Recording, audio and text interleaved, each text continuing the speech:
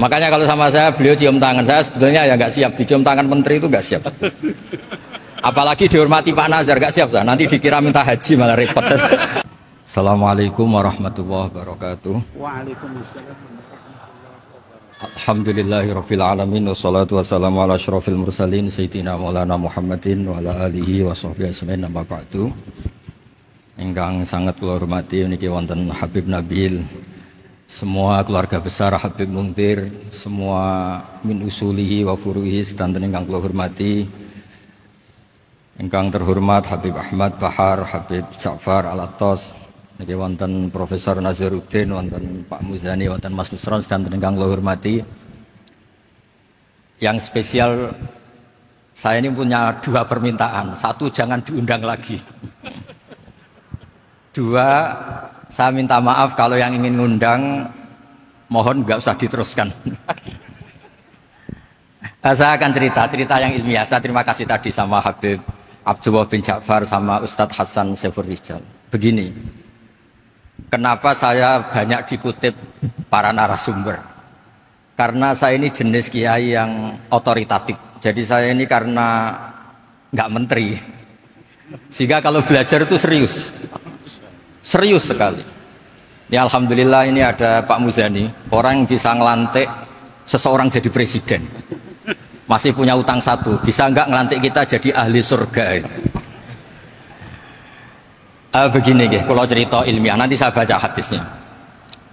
Ada kelebihan kita jadi manusia itu justru karena ketidaktahuan kita. Kita tentu hingga detik ini tidak melihat surga langsung, tidak melihat neraka langsung, apalagi melihat Allah Subhanahu wa Ta'ala. Tapi selalu ada teori, dan ini dibenarkan oleh semua ulama karena ini nas itu mansus. Dan itu diantara kelebihan Rasulullah SAW adalah diutus kafatan linnas untuk semua orang.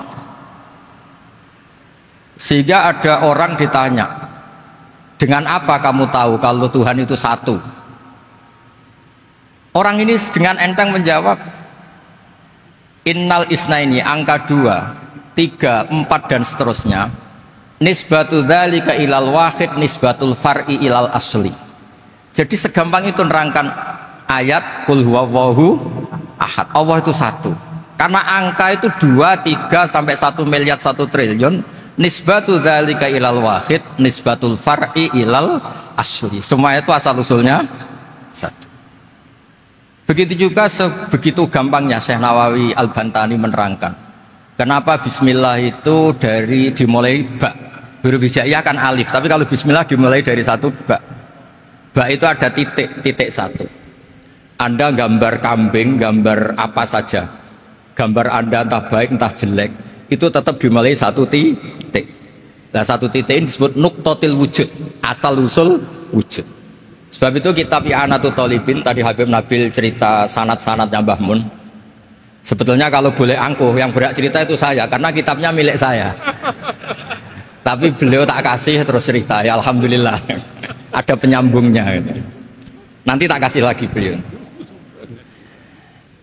Ya memang yang paling berat beliau karena turunannya itu. Tapi kitabnya dari saya, jadi ya satu-satu. Kitab I'anatul Thalibin itu dikarang oleh ulama top, namanya Sayyid Abi Bakar Syato. Beliau punya murid yang sangat terkenal di Indonesia, namanya Syekh Mahfud At-Turmusi. Syekh Mahfud ini punya murid, diantaranya yang paling terkenal tentu Mbah Hashim sama Mbah Ahmad Dahlan, pendiri Muhammadiyah. Jadi kemudian kitab I'anah ini populer sekali untuk menerangkan fikih-fikih di Indonesia. Termasuk cerita bahwa wujubul jihad itu wujubul wasail lal maqasid. Jadi jihad itu wajib, itu wujubul wasail lal maqasid. Sama cari di syarah. Sekiranya dakwah itu bisa tidak dengan jihad, dengan pengajian kayak Majelis Rasulullah, kayak Majelis Nurul Mustafa, kayak kiai kampung, itu sudah cukup karena sudah isolul maksud, orang sudah menjadi kenal Allah Subhanahu wa Ta'ala. Sebab itu ketika Sayyidina Ali diutus di beberapa peristiwa termasuk di Khaybar, Sayyidina Ali didhawuhi la ayyahdiyawu bika rajulan wahidan khairan laka min humrin na'am. Ada satu saja yang Islam karena kamu itu lebih baik daripada kemenangan. Nah, kemudian ini supaya otoritatif menghormati masjid ini, Masjid Istiqlal, masjid yang luar biasa bersejarah. Saya baca keterbatasan kita, tapi ini menjadi kelebihan. Ini hadis di Shahihul Bukhari. Nanti sebagian materinya saya tinggal supaya ini tadi otoritatif tadi, supaya semuanya pakai sanad. Ini hadis dari Shahihul Bukhari, sehingga Anda tidak perlu tanya ini sahih apa enggak, karena ini di Shahihul Bukhari. Ikutnya nomor hadisnya itu 6408. Monggo kalau mau dihafal. Biasanya jenengan kan hanya hafal Arba'in Nawawiyah. Ini hadis ini nomor 6408. Ada keterbatasan yang akhirnya menjadi kelebihan kita, yaitu kita tidak tahu Allah Subhanahu wa taala. Suatu saat para malaikat ditanya, apakah mereka yang membaca tasbih di sini, misalnya di Istiqlal ini, ngerti saya? Kata Allah. Kata malaikat, tidak tahu. Fayaqulu hal ra'auni. Qal fayaqulu la wallah ma ra'auka. Qal fayaqulu kaifa la ra'auni. Yaquluna la ra'auka kanu asyadda laka ibadatan wa asyadda laka tamjidan wa aktsara laka tasbihan. Andaikan manusia itu ngerti engkau ya Allah, maka tasbih mereka ini akan lebih dari kita. Saya beri contoh, ini terutama untuk dzurriyyah Rasulullah SAW. Nabi itu manusia, basar, tapi lakal basar. Nabi ketika muji Allah Subhanahu wa taala ini supaya kalau sholat jangan hayati. Misalnya pertama muji begini, lakal hamdu mil'us samawati wa mil'ul ardi. Kebanyakan di Jawa memang baca pakai rofaknya mil'u, tapi di beberapa sanad dibaca mil'ah, itu urusan i'rab lah. Engkau itu saya puji seluas langit dan bumi, seluas langit dan bumi. Seluas langit dan bumi itu nggak keren, karena langit ini tetap mahsurah, as-samawat ini apapun luasnya langit itu tetap terbatas. Bumi apapun luasnya juga terbatas. Apa yang diteruskan oleh Rasulullah SAW?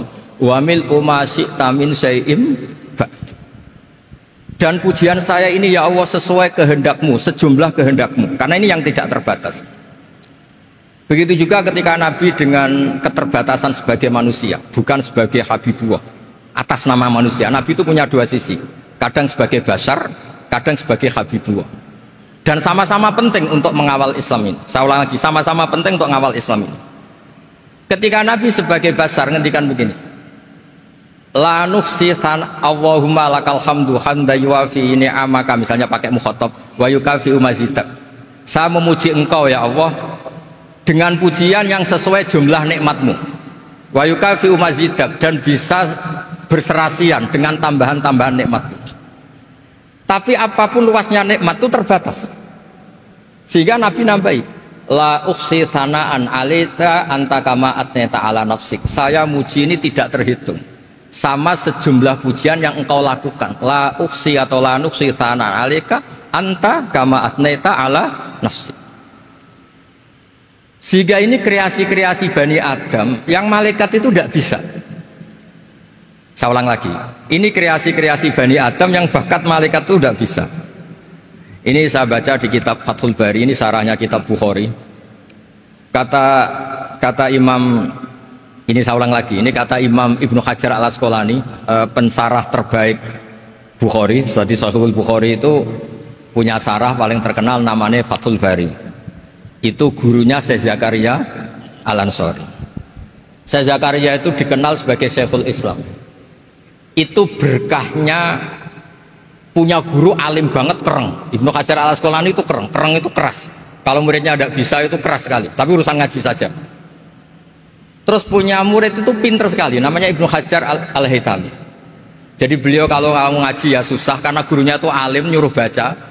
Kalau mau ngajar ya susah, muridnya itu alim, takut salah. Jadi akhirnya pinter. Orang punya murid alim alama itu kan bingung. Makanya saya tidak suka kalau Profesor Nazar ngaji saya, nanti ngoreksi repot. Sudah gitu Islamnya beliau formal karena Menteri Agama, saya non formal. Lama-lama Islamnya beliau legal, saya ilegal. Kan jadi repot nanti. Makanya tadi tak bully, tak cocokkan. Kalau jenengan Menteri Agama sampai akhirat berarti top. Tapi kayaknya di akhirat saya yang ngelamar jadi menteri agama. Tidak ada, ini nggak penting. Ini hanya gojlokan saja supaya kelihatan bahwa menteri pun juga warga nopo Indonesia. Begini kata Ibnu Hajar Al Asqalani, ini saya baca ya supaya penghormatan saya sama Habib Umar Hafid. Saya ini baca kitab beliau khatam serius, namanya Taujihun Nabi li Mardhati Bari, yang ditulis oleh Ustadz Fahmi bin Ali bin Ubaidun. Saya baca banyak, termasuk ketika beliau punya manhaj yang tidak populer, kata beliau fala buddha antuwattina nafsaka ala annana khudamatu hadal kaun. Kamu harus yakin bahwa tugas kiai, tugas ulama itu khudamatu hadal kaun, mengkhidmati semua alam raya ini. Dan jangan pernah putus asa, misalnya melihat non muslim terus kamu putus asa, ini non muslim enggak. Bisa saja suatu saat rubbama aslama fakhsuna islamu, bisa saja dia Islam fakhsuna Islam. Nah, ini wirasah nabawiyah, karena dulu Nabi ketika dari kampung Abdi Yalil dan disakiti, malaikat Jibal itu usul supaya kampung itu dihabisi, kata Nabi apa? La bal arju ayukhrijawah min aslabihim ma ya'budu wa la yusyriku bihi syai'an. Bisa saja bapaknya masih kafir, anaknya Islam, cucu-cucunya nopo Islam. Kayak apa Nabi itu? Rojaknya Masya Allah. Nah kemudian ini kembali ke tasbih tadi. Kata Ibnu Hajar Al Asqalani, yukhadu min hadal hadis anna dzikral hasil min bani adam a'la wa asyrafu min adzikri al hasil min al malaikah li husuli dzikril adamin ma'a kasratis syawaghil wa wujudis sawarif wa sudurihi fi alamil ghaibi bi khilafil malaikati fi dzalika kulli. Jadi kita ini enggak melihat Allah langsung, enggak melihat surga langsung, enggak melihat neraka langsung. Tapi cara kita zikir, wis nak wis di neraka yo nangis tenan. Padahal yo ora mesti mlebu neraka, lha nangis tenanan. Kayak apa iman kita? Nah, iman seperti ini sesuai kriteria awal sing dikersana Allah, alladzina yu'minuna bil ghaib. Maka andekan saya ini kok dikasih mukasyafah sama Allah untuk melihat surga, saya milih enggak melihat supaya ngikuti yang tetap ghaib. Nanti kalau saya melihat langsung kemudian iman, kata Allah, akeh tunggali aku iman mau melihat itu. Jadi kadang-kadang keterbatasan kita ini penting. Makanya masyhur Nabi pernah ngendikan, tuba liman ro'ani wa amanabi, tapi wa tuba liman lam yaroni wa amanabi. Kalau orang melihat saya kemudian iman itu biasa. Ini orang zaman akhir tidak melihat saya tapi iman. Kadang-kadang itu enggak lewat Habib yang ganteng itu, enggak lewat Mudin. Mudin di kampung rapati di duwe, ngono iku mulang tauhid ya mandi. Islam itu digawa Habib ya mandi, digawa menteri ya mandi, digawa Mudin ya mandi. Karena Islam itu kafatal, napa kafatal. Nah yang nggak dipunyai malaikat adalah tadi seperti cerita saya tentang Imam Amudi. Segampang itu. Makanya di tradisi pondoknya Mbah Maimun itu ada tradisi qaddimid dirayah ala riwayah. Logika riwayat itu penting karena itu menjadi nyaman. Ya kayak tadi, Allah itu satu. Ketika kita berpikir angka 2, 3 sampai sekian miliar, sekian triliun, nisbatu dzalika ilal wahid, nisbatul far'i ilal asl. Semua itu dibanding angka 1 adalah cabang. Gambar kayak apa ruwetnya, dinisbatkan asal usulnya mesti satu nuktoh, yaitu satu titik. Nah satu titik ini kata pengarang Yanatul Thalibin, bi kana makana wa bi yakunu mayak. Nah kemudian terakhir ini nggak boleh lama-lama. Kalau lama-lama nanti sampean pinternya nyanyi saya, jadi itu sudah itu. Tapi nggak apa-apa lah. Saya ini termasuk kiai yang sudah diundang. Ini termasuk Pak MPR, nggak boleh ngundang saya. Pak Nusron apalagi nggak boleh. Itu kalau di kampung sama saya hormat, kalau di sini kok kayak menteri gitu. Menteri betul tapi. Lawang gurunya dia itu teman saya gitu. Jadi tanya ini kalau nggak percaya. Makanya kalau sama saya beliau cium tangan, saya sebetulnya ya nggak siap dicium tangan menteri itu nggak siap. Apalagi dihormati Pak Nazar nggak siap, nanti dikira minta haji malah repot. repot. Saya ini tadi bisik-bisik itu urusan ilmu tasawuf, ya ada urusannya dengan haji. Nah, cocokan. Kenapa beliau suka ilmu tasawuf? Saya kan sering lihat beliau ceramah di TV. Katanya obat Gus obat. Orang kalau belajar tasawuf kan kepenak itu. Kayak wis ahli swarga kan kepenak di tasawuf itu kan memang. Sekarang saya cerita tentang ini karena bidang yang saya tekuni. Ada kitab tentang ulumul Quran namanya Al-Mufradat fi Gharibil Quran, dikarang oleh Ar-Raghib Al-Asfihani.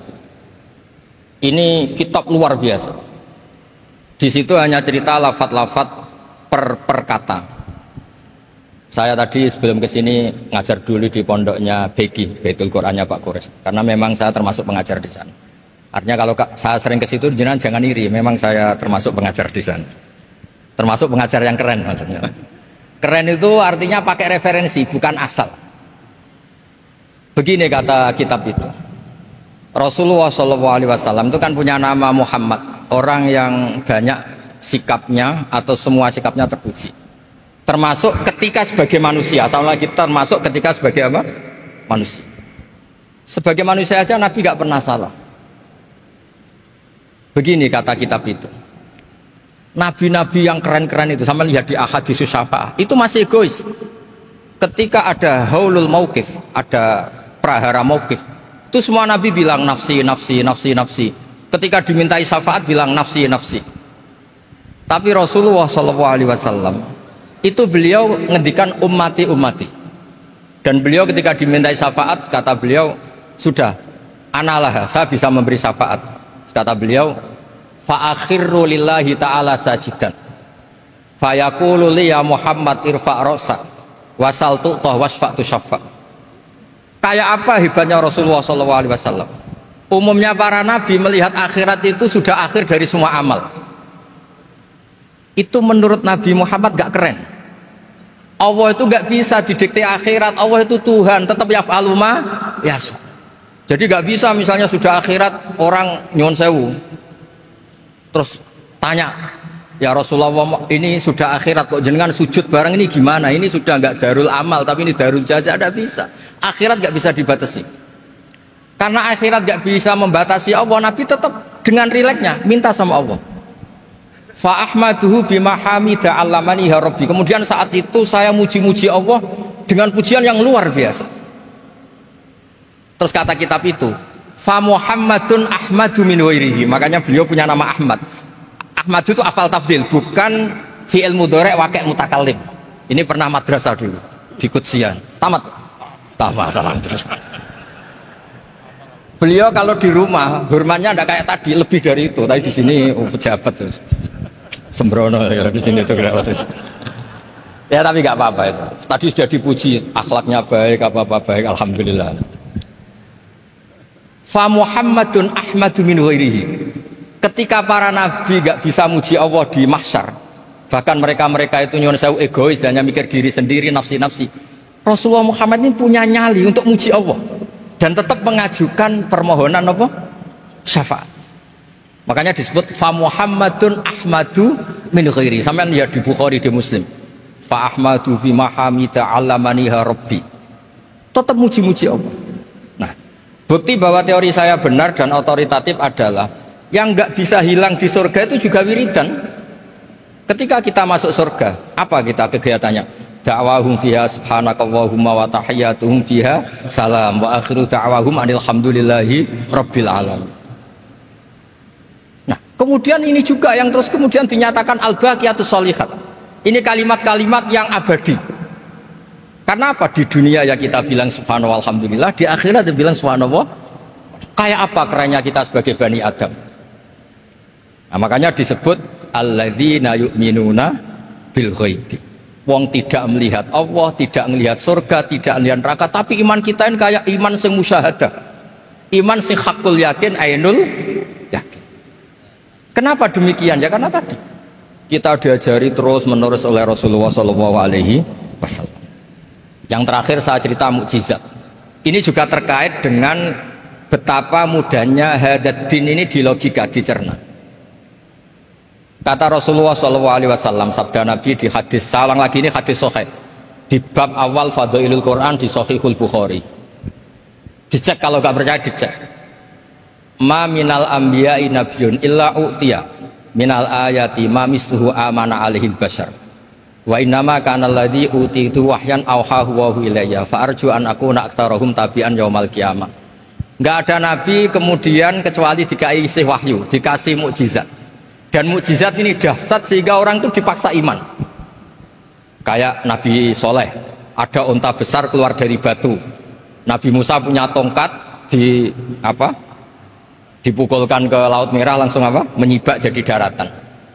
Tapi kata Nabi Muhammad SAW, saya itu tidak punya mukjizat kayak itu, juga gak ingin. Saya ini dikasih mukjizat Al-Quran. Dan saya berharap karena mukjizat Quran ini adalah terus kemudian umatku menjadi yang terbanyak ila yaumil ya. Sekarang kita berlogika. Ini kata kitab Fathul Bari lagi. Kita berlogika.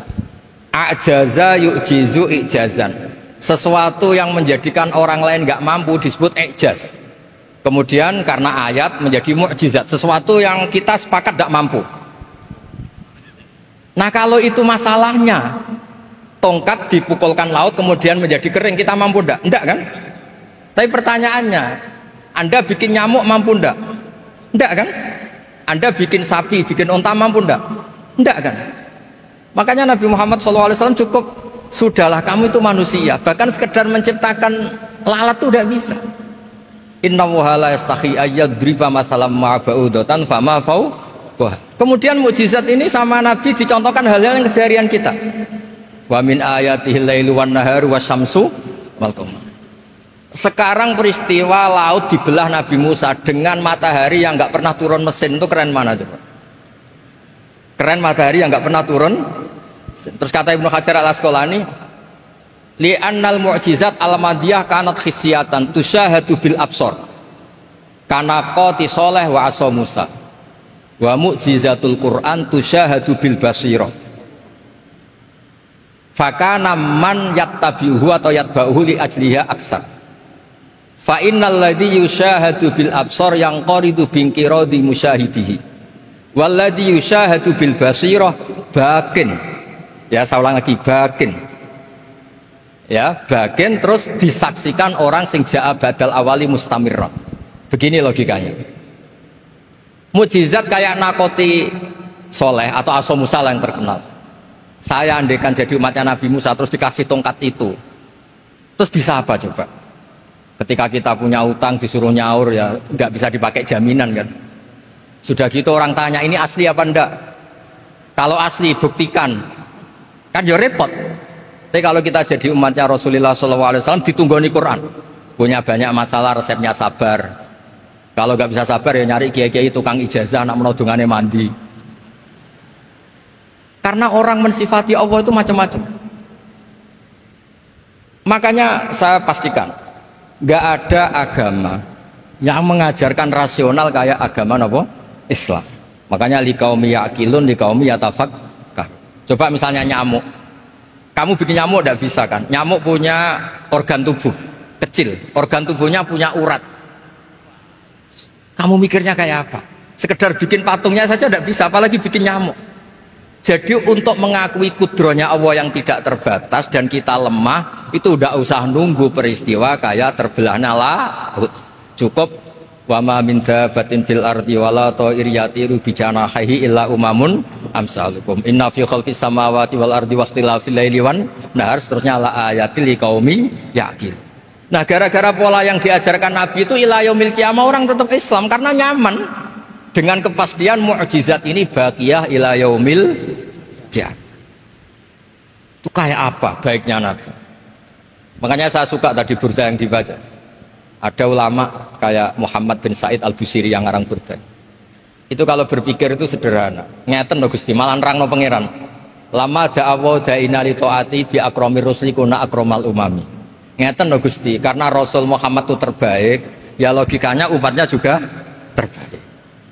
Jadi lama da'awa da'ina li ta'atihi bi akramir rusli mesti kunna akramal umam. Jadi burda ini saking manjanya sama Allah sampai bilang gini, wala yadhiqa rasulullah jahuka bi'idal karimu tajalla bismimun takim. Ya Allah, engkau telah menamai Nabi engkau itu Raufur Rahim, yang penuh kasih sayang, yang sohibus syafa'ah. Maka ketika engkau ingin nyiksa kami dengan alasan engkau ini al-muntakim, dat yang bisa nyiksa orang maksiat, jenengan harus ingat ya Allah bahwa Nabi kita itu Nabi yang kau gelari Raufur Rahim. Ya kalau gitu jangan jadi nyiksa. Terus gunane apa digelari Raufur Rahim ra iso nyafaati gitu. Itu jenenge wala yadi ka Rasulullah jahu kabi idal karimu tajalla bismi muntai. Terus fa inna min judika dunya wa darrataha wa min ulumika ilmal lawhi wal qalam. Dan itu juga yang dibuktikan Rasulullah SAW. Sampai beliau ngendikan likulli nabiyyin da'watun mustajabah wa akhtabi da'wati syafaatan ummati yaumal kiamah. Semua nabi itu punya doa yang mustajab dan semuanya sudah dipakai di dunia. Tapi saya menyimpan jatah itu supaya saya tetap punya hak syafaat fi yaumil kiamah. Terus ini bukti-bukti bahwa ilmu yang selama ini diajarkan para habaib, para kiai itu otoritatif. Saya hanya bantu jenengan memastikan kalau hadis itu sahih dimaknai oleh ulama-ulama yang kredibel. Ya, perjanjian terakhir tadi. Saya ini termasuk kiai yang sergap tanya Mas Nusron. Pak Muzani juga pernah ke rumah saya. Meja saya itu isinya ya kitab. Habib Nabil pernah ke kamar isinya kitab. Jadi kalau jenengan ngundang saya itu berhadapan-hadapan sama hukumnya Allah, yaitu ganggu orang belajar gitu aja. Mohon ngoten mawon. Assalamualaikum warahmatullahi wabarakatuh.